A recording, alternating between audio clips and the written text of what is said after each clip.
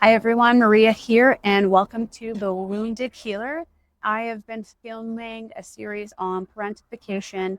It is a topic that is extremely important. It's something that I experienced in my younger years, and I didn't realize how much it has impacted me throughout my life. Only through the last couple of years have I really been able to do some shadow work on it with the guidance of a therapist and uncover how these experiences that I went through, how much they've shaped me. I really feel called to sharing this because the impacts can be quite devastating if they're not recognized and addressed.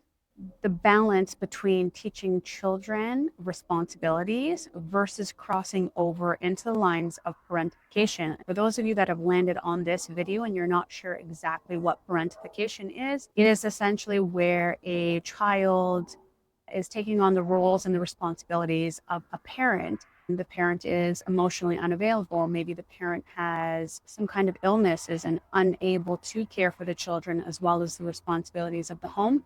There could be substance abuse issues, alcohol issues. There could be intimate partner violence happening in the house. There's a number of reasons why it can happen. A lot of times people will say it's important for children to learn responsibilities. And me, myself, being a mother, I absolutely agree. However, I think that lines can sometimes be blurred between what is a child's responsibility and what is a parent's responsibility, as well as the expectations around that, especially if you yourself were parentified as a child, like myself.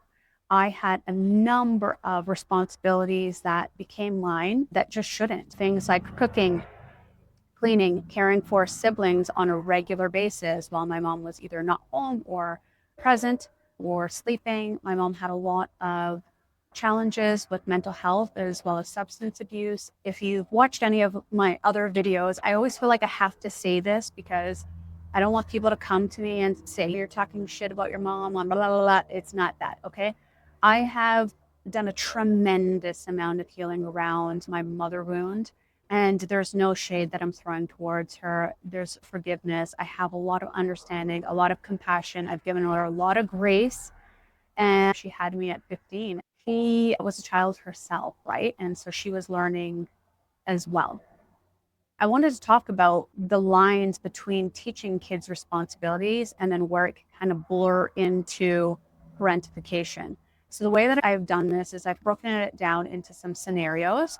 I broke it down into what the teaching aspect of it in a healthy manner would be, teaching responsibility. And then I give an example of what it would look like if you as a parent were crossing the line into parentification. And then at the end of it, I give a little bit of guidance to parents. I am a mother. I have 3 children. My oldest is almost 20 years old.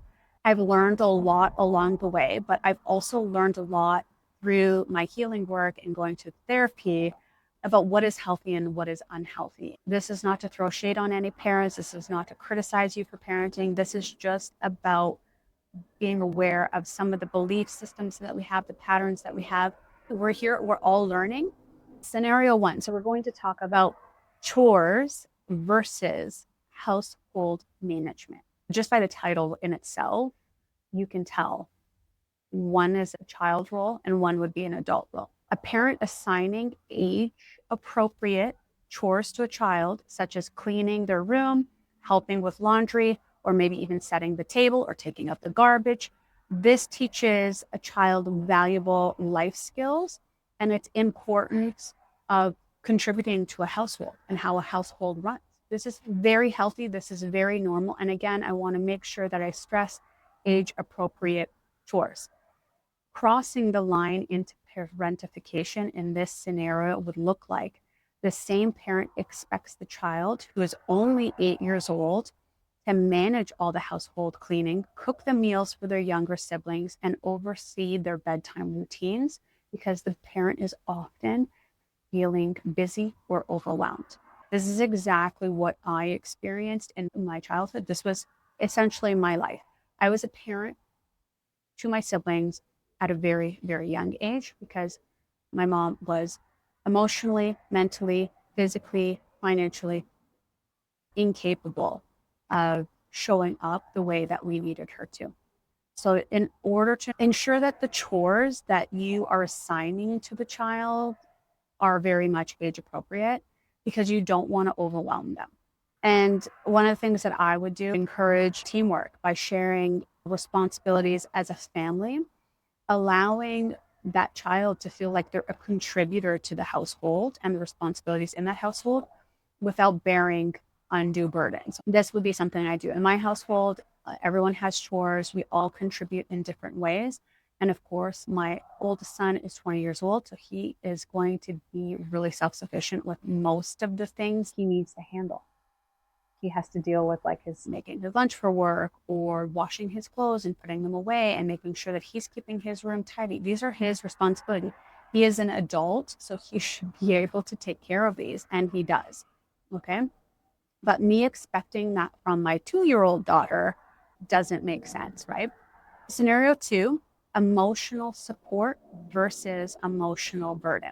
Okay. A teenager is encouraged to listen to a friend who is having a tough time, showing empathy and support, because this fosters emotional intelligence, of course, and builds social skills. Very healthy. A child feels responsible for keeping their parent emotionally stable after a divorce, often having to comfort them and help them manage their feelings. And in the process, they're sacrificing their own emotional needs. Now, this is something that I never thought I would share, but again, I'm here showing up. I promised myself doing this channel that I was going to be very open and honest about some of my experiences.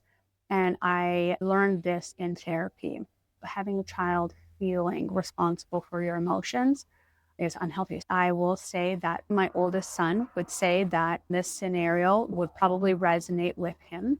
In my separation, I went through a really hard time. And it wasn't because I was unable to take care of them. The house was fine, but myself, emotionally, I was having a really hard time understanding what had happened to me, why it happened to me, especially when there's things that are involved, like intimate partner violence. This can really cause a lot of instability for individuals. And even though I was going to therapy and I was doing all the things that I knew that I needed to do to keep myself stable, I'm a human being. And I was going through a very challenging time, something that I'd never thought I would experience. And I was trying to reconcile a lot of the things that I personally experienced. It was very difficult. So there were definitely times where my son was seeing me break down crying and he was hugging me, him giving me feedback and some thoughts. I recognized right away, even when it was happening, that this was an unhealthy dynamic. I was aware of it. That was the difference, is that when it started to happen, I recognized that it was unhealthy and I addressed it in therapy, and I was asking for some tips on how to prevent that from happening.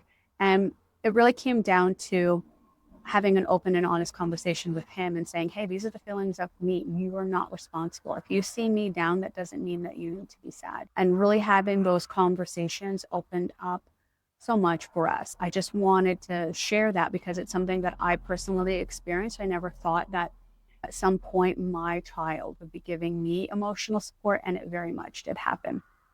So the guidance that I have for us parents is we need to really help our children understand the importance of having empathy, but making sure that they have appropriate also outlets for their emotions, and also understanding what emotions are theirs and what emotions are not theirs.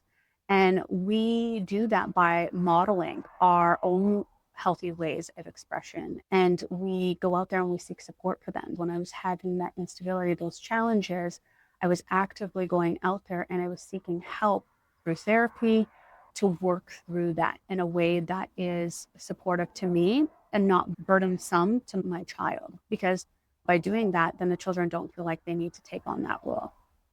Scenario number 3 would be decision making versus overburden. Okay, so an example of teaching responsibility would be allowing a child to make decisions on, let's say, activities that they want to do, such as maybe a sport or a hobby that they want to engage in. And this teaches them to weigh the options and take ownership, most importantly, of the choices that they make. This is an important life skill. Okay, an example of crossing that line would be a preteen is expected to make major family decisions, like whether the family should move or how maybe the family should manage their finances due to the parents' inability to cope with their responsibilities. Okay, so that's where you're going into the lines of parentification. A preteen should not be responsible for making major decisions in a home.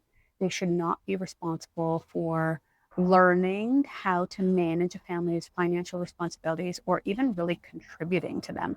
So, this is something that I wrote in because I felt like it was important to share this. Because for me, at a very young age, I had my first job working at Toys R Us as a cashier. And I was going to school, I was taking the bus to and from work.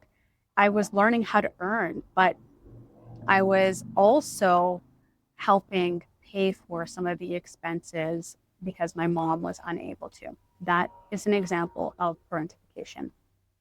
Okay, and this one here, helping siblings care for siblings versus actually caretaking. So a child is asked, let's say, to help a younger sibling with maybe how to tie their shoes or maybe play with them for 15, 10 minutes while you're doing something, or perhaps maybe help them with homework while the parent attends other tasks.